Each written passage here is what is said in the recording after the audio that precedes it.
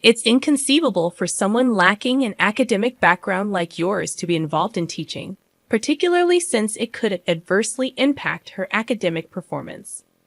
Upon discovering that I was providing academic support to my niece, my sister-in-law directed her anger towards me. Sophia, why are you associating with someone like her? What if you end up like her?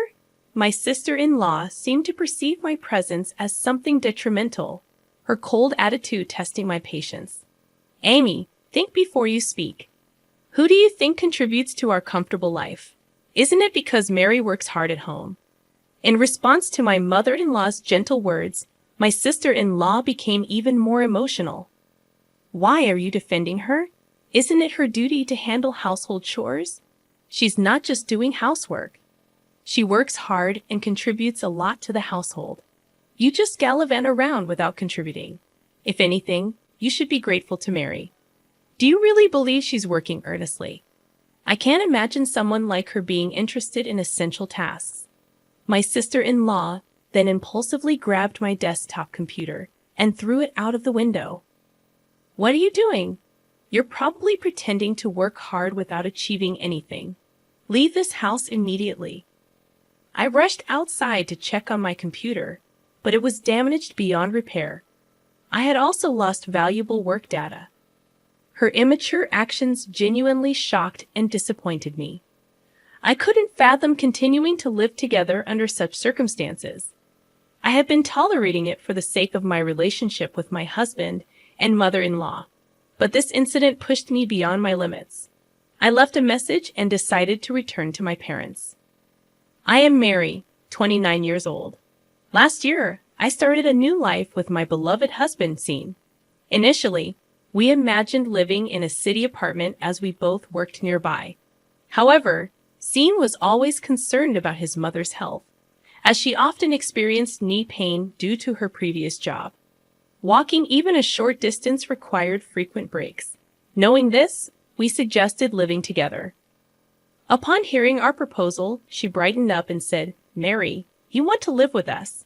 I'm so happy." She's a genuinely kind-hearted person and warmly welcomed me. However, my sister-in-law, Amy, was fixated on academic backgrounds. During our first family meal, my educational background came up, and her demeanor changed. "Mary, you didn't go to college, right? Why would SIL choose someone like you?" She spoke to me in a somewhat harsh manner. "Sis, that's not a nice thing to say. Mary graduated from a national university, and SIL and I graduated from a famous private university. Couldn't you find someone smarter and more charming?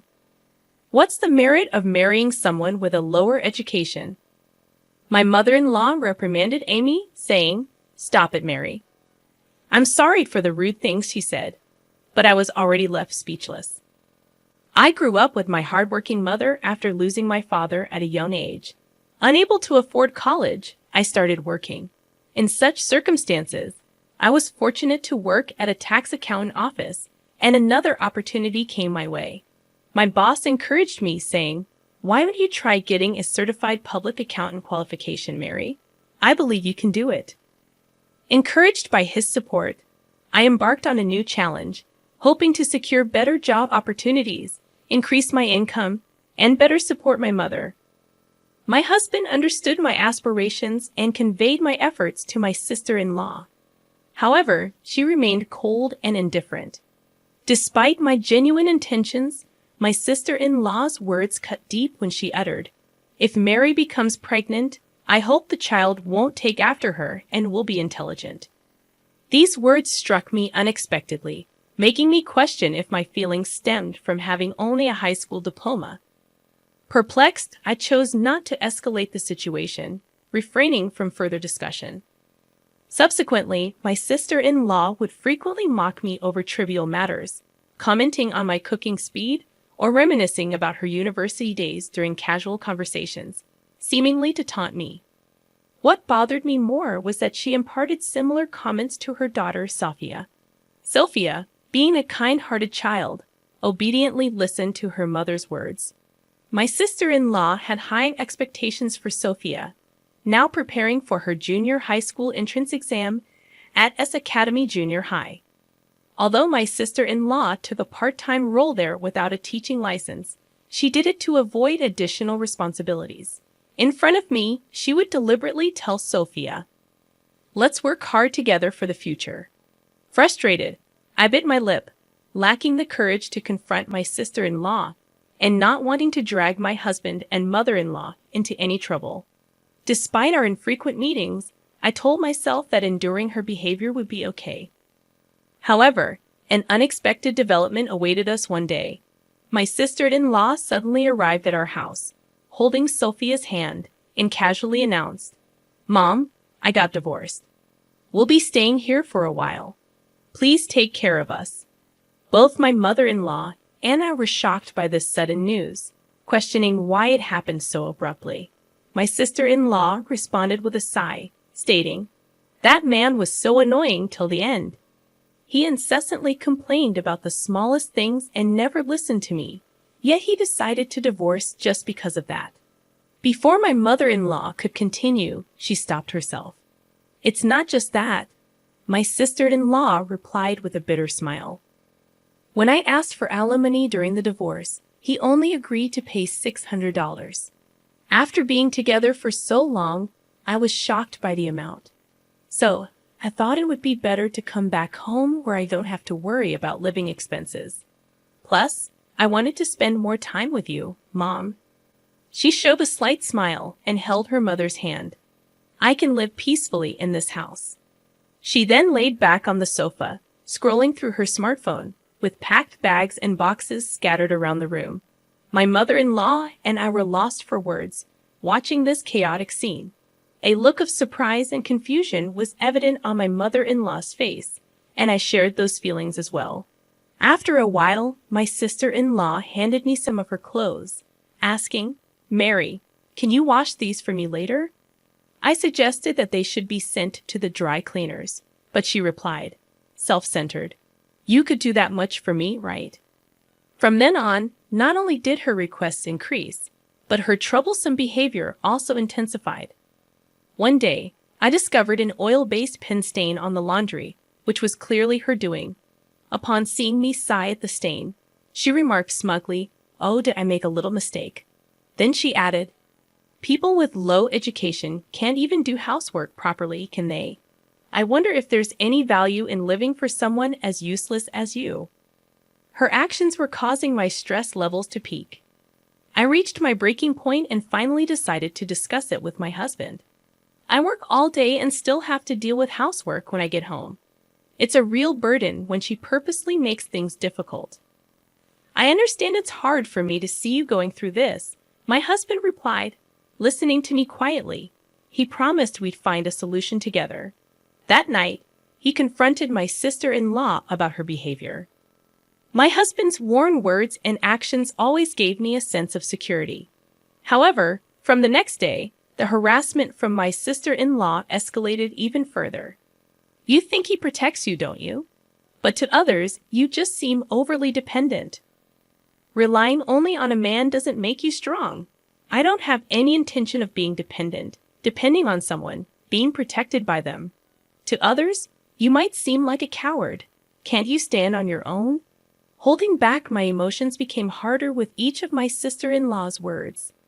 Despite facing many hardships in life and taking pride in overcoming them, I couldn't stand being hurt by her words. Seeing my distress, my husband seemed wary from the constant confrontations with his sister and began avoiding her. However, my sister-in-law's harassment didn't stop with me. It began affecting Sophia as well. She was keen on getting Sophia admitted to S Academy and was eager to send her to a tutoring school. "Sophia, what's this test score? You can't get into S Academy with these grades. I apologize if your grades don't improve. Maybe you will need to hire a tutor. But remember, it's up to how hard you work." Sophia, looking like she was on the verge of tears, nodded.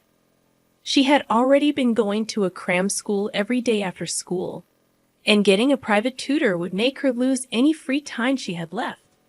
Feeling sorry for Sophia, I offered, "Do you want to study with me? I can help you with some things, really.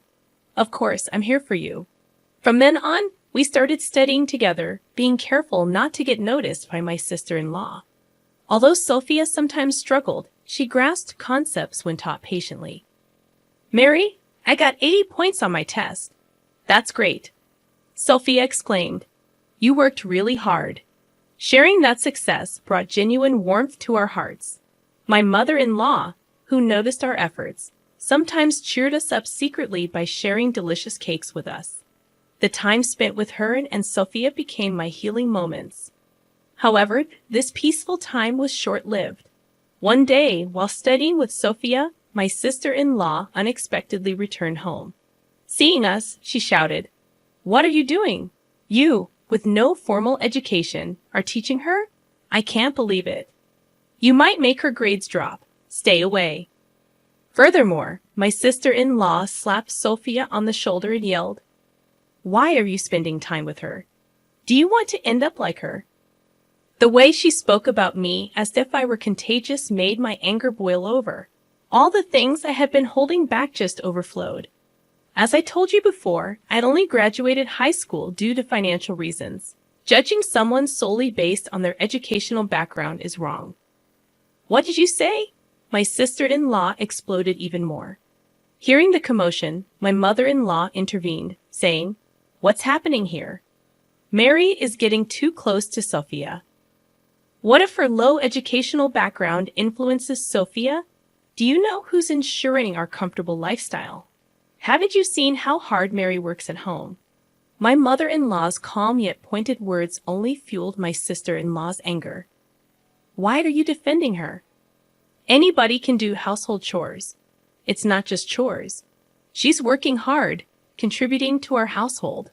All you do is go out and play, indifferent to what's happening at home. You should be more grateful." "Are you saying she has a proper job? I can't believe it." With that, my sister-in-law grabbed my PC from the desk and threw it out the window. "Why would you do that? That job you cherish so much probably isn't that big of a deal. Stop acting so pretentious. Just leave this house already." I rushed outside in a panic to check my computer, but it was broken beyond repair. It contained my work's vital data. Feeling anger and disappointment towards her childish behavior, living together with someone like this became impossible. For a long time, I had valued my relationship with my husband and mother-in-law, trying to protect our household. However, I had felt my limits. That night, I left a note and decided to return to my parents' home. The next morning, I received repeated calls from my sister-in-law, but I ignored all of them. However, within a week, my husband and sister-in-law showed up at my workplace. He strongly conveyed his apologies, saying, "Amy's completely wrong this time. Amy, please apologize sincerely." Though encouraged by Sean, her dissatisfaction was evident from her attitude. "Why should I apologize? Sophia's grades have clearly dropped in her absence. Mary's presence must have been important not only for Sophia, but for you as well." Indeed, I had felt guilty deep down about Sophia's academic struggles. It seems there's no other way. "Mary, come back home and support Sophia's studies. I never wanted to live with someone with your educational background, but I'll endure it for Sophia's sake." I had wanted to return for Sophia's sake, but her arrogant tone nearly extinguished that desire. "If you truly care about Sophia's education, why don't you teach her yourself, Amy? You strongly recommended her to study for exams. So why are you neglecting her? I didn't want to be told anything by someone like you." Encouraged by Sean, her dissatisfaction was evident from her attitude. "I encouraged Sophia to study for exams because I don't want her to end up in a lowly position like you. Is that really all there is to it? I want Sophia to grow up to be an elite adult like me. I want her to graduate from a renowned university and build a career like the one I've established at the prestigious S Academy." She continued flaunting her own success. Unable to bear the exchange, my company's director intervened and tried to resolve the matter peacefully. "Excuse me. I assume you are Mary's family. Nice to meet you." "Yes, that's right." My husband greeted the director politely. "I have overheard a little." I'd like to affirm that Mary has shown tremendous capability and contributed significantly to our company. Really? I never thought you'd hire someone with just a high school degree. Education doesn't solely define a person's abilities. Even compared to university graduates, Mary has been producing equal, if not better, results. My director's words left my sister-in-law with a surprised expression. Do you truly believe that? I think educational background determines one's status and value, the director responded. Carly, you mentioned you work at S Academy. May I have your name? My name is Amy Smith. You're Miss Smith. I've heard about your troublesome attitude and behavior. Are you implying Mary has been speaking ill of me? No, I haven't. I've heard about you from Mary, but I have heard about you from the principal and other staff at S Academy. Amy's eyes widened, clearly taken aback. Here's the reason. The director handed her a business card that clearly reads Academy Board Chairman. You're the chairman? Both my husband and I were utterly shocked, lost for words upon understanding the information on the card. Amy's demeanor changed instantly, her eyes filled with fear and surprise. I've heard about your behavior and issues within the academy, delegating your work, shirking responsibilities, and even discriminatory actions towards students. Numerous problems have been pointed out. In a panic, Amy responded, "That's not true." Of course, I was considering a direct response. Upon hearing this, my sister-in-law started to panic. I can't lose my current job. I just got divorced and did stuff to support my daughter and myself. She begged desperately, with a serious look on her face. The principal replied calmly but with deep understanding.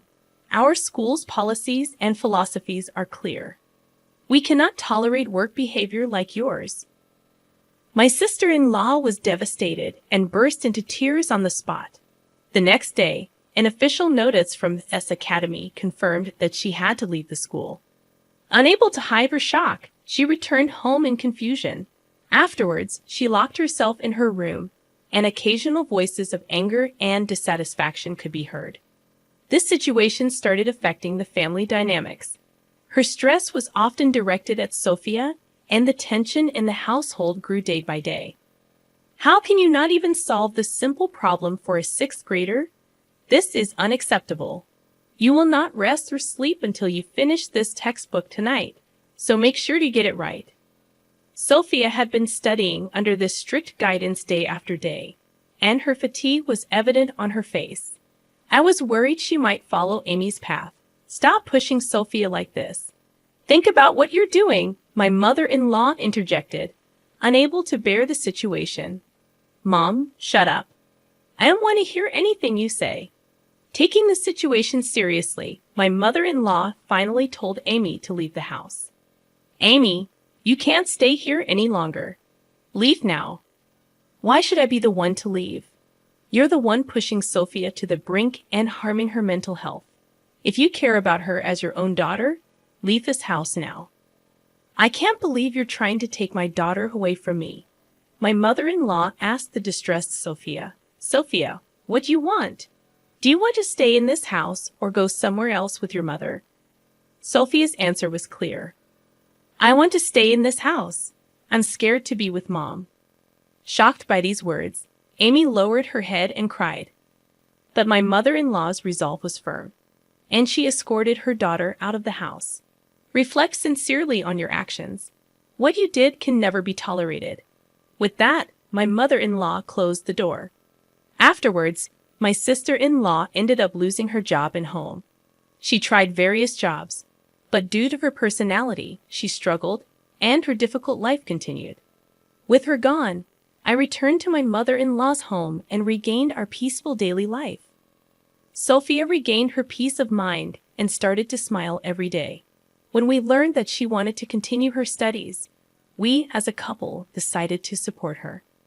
A year later, Sophia successfully passed the entrance exam to S Academy, as her hard work finally bore fruit.